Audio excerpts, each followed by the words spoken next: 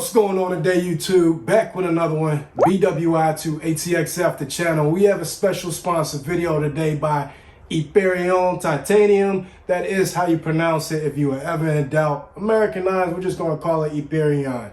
This has been confirmed by the vendor and it is acceptable pronunciation, so now you know.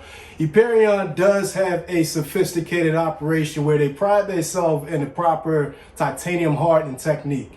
On these critical pieces of hardware, I'm talking like the threaded hardware that are the axle nuts or the lug nuts. It is a sophisticated 3-stage hardening process with heat that takes anywhere, they mention, 10 hours to 26 hours. Therefore, you can proceed with confidence knowing that this is not a cosmetic item that you're putting on your car. This is actually a fully functional, hardened, and durable piece of equipment that you're putting on your car. There are many titanium manufacturers out there that operate in this hardening process, but they did mention that they do not do direct market work with consumers. They're typically working with McLaren and these big name companies, the car manufacturers, to do a voluminous manufacturing, for lack of better terms, right? So you can proceed with confidence. Anything you put on your car from Yperion is going to be correct, it's going to be proper, and it's going to be a good value. Today, we're going to be installing the radiator cap as well as the brake fluid cap. That's going to be part one, new 3-part series coming up. If you're familiar with the channel, you know that I love the series. Just to break it up a little bit. Part 2 is going to be the strut tower nuts. Part 3 is going to be where we revisit the big brake kit installation. We're going to be putting on the titanium bridge bolts to replace the OEM bridge bolts that we have. Everything is beautifully anodized, everything is beautifully burnt, so not only are you getting a quality piece, you're getting a beautiful piece as well, any part that you get from them. They do take custom requests, so anything you don't see on their site that's readily available, go ahead, feel free to reach out to them, tell them that BWI to ATXF sent you, and they're going to work with you to get you a quality part. Everything came beautifully packaged, securely packaged from Russia. It was very fast shipping time. It took maybe a week for manufacturing time and 12 days through transit time through customs. So your turnaround time for a very quality piece of titanium is very good. A great turnaround time. So we're going to get right into it. Hope you enjoyed the video, and go ahead and like and subscribe for parts 2 and 3 if you haven't already, but I trust that you had. Radiator cap is a direct replacement, so there's no swapping that needs to take place. Let's go ahead and unscrew this OEM part. And just to compare, the inside components are OEM. So it has the same pressurized valve, so you don't have to worry about it being overpressurized or anything. 108 kPa by Denso.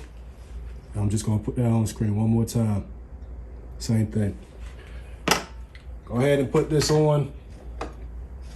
And it's important to note, this is going to let you tighten it a little bit further than what you need to. So just keep on going until it stops, right? The engraving needs to be at the top.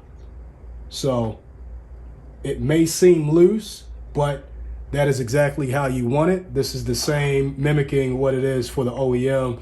Only difference for OEM is it has a little notch right there that locks it, but Yperion has definitely confirmed that as long as the engraving is pointing up, that is the stop point. They check every cap to make sure it is in the proper alignment to ensure the proper pressurizing. And we're done there. For the brake fluid reservoir cap, you are going to have to reuse some parts of the OEM cap. So go ahead, pop this off. Pops off, it doesn't screw off. As you know, brake fluid is corrosive. Go ahead and take something, dry it, that way there's no mishaps. And there's still going to be some, but you'll get the majority off. Go ahead and take something, there's a little slot right here, and you want to just pop this one out. You may not need something rigid. If you have nails and don't bite them like me, you'll probably be fine. So you got this undone, and let's just compare the inside of one another. You can see it looks very similar. And that's not all we have to do. We have to go ahead and take off the inside. So we just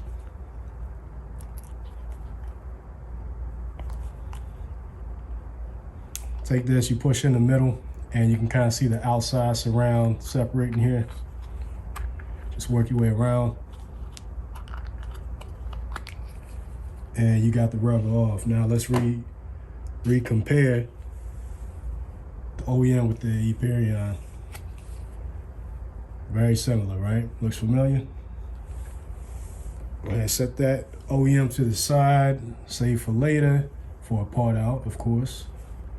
And you take this, turn it around,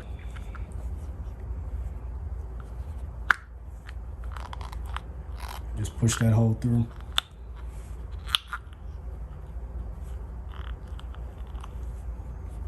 Then you see how it's already starting to seat. Just go ahead and make your way around.